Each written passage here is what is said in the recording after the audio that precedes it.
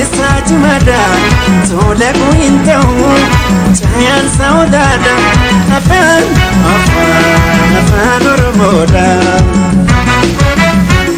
afan abagiya, afan adatiya, afan oromiya, abajata jene, afan makenyan, katamne dubna, afan oromotin, barane gudna.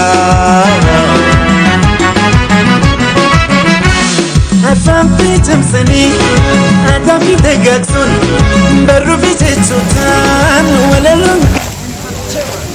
Sana entertainment jechuun yeroodhaaf boqotee jira. Namoonni tokko tokko ijoollee shanan entertainment baddee jiltii minaanin warri jechaa fittees har'a kun odeeffannoo jira. Bifa ajaa'ibaatiin Finfinnee magaalaa guddoo Finfinneetti eegalee jira. Ammaan gara qophii hunda xumurree jira. Shanan entertainment wanni isin nu gargaartan subscribe share bichaadha.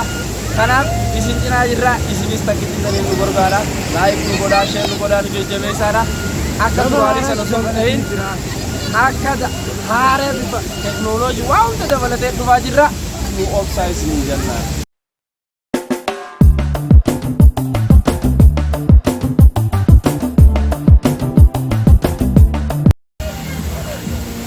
Ammaan tana bifa haaraan diraamaa magaalaa Jammarree jirra. Adurii miidiyoo waan taateef subscribe, like godhaa, share godhaa.